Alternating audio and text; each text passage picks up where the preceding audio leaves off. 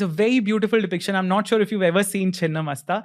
Anybody who sees Chhinnamasta first, first of all, the first reaction is, how can this be a god? Because she's so scary and the depiction is completely out of box. I first saw the painting of Maa Chhinnamasta in one of the temples, in Naina Devi temple.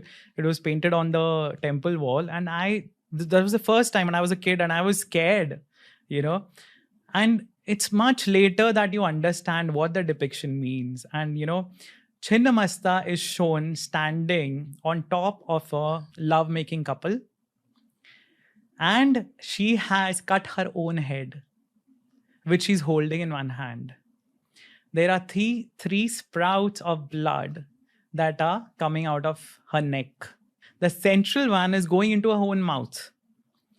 And the two on the left and right, they are going into the mouths of her companions, Dakini and Varnini. Okay? So anyone who looks at that image would be aghast. What does it represent?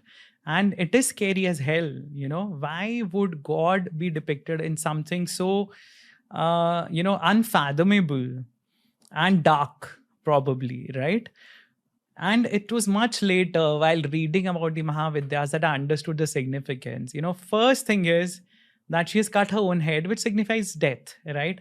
And she's standing on top of a love-making couple, which is creation. So it represents that the cycle of creation and death and destruction is an ongoing one, right? On one hand, there is death, and on the other hand, there is creation which is happening.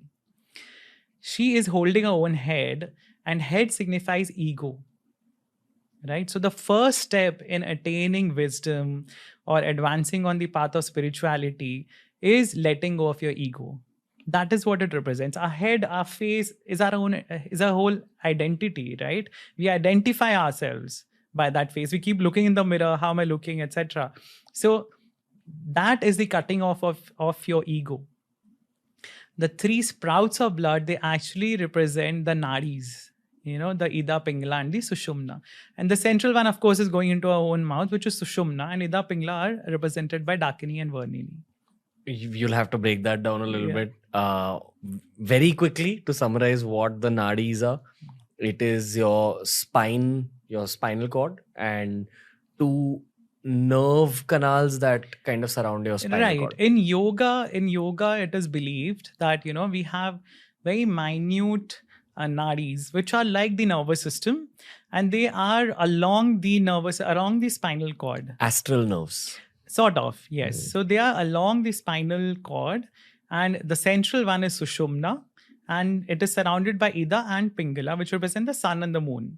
So the Kundalini, when we're talking about the Kundalini, when it rises through these channels. These are channels. Just like we have blood vessels for the transport of blood, we have lymphatic vessels. Similarly, we have these channels, the Ida, Pingala, and Sushumna, for the transmission of Kundalini energy. So that's what these sprouts of blood represent.